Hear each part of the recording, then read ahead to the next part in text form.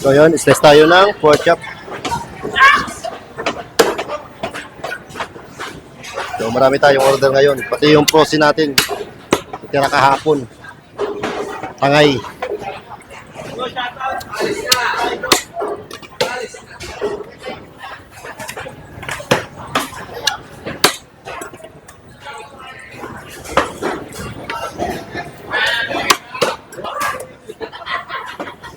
Kahit yung malamig natin, tangay ngayon.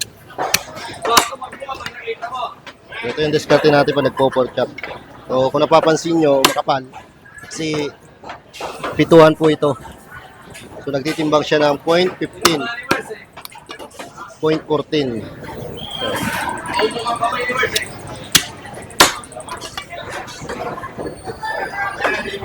So, bali, itong piraso, babalik na natin. Yan. Baka meron pa sariwa, sasama na natin. So yun lang.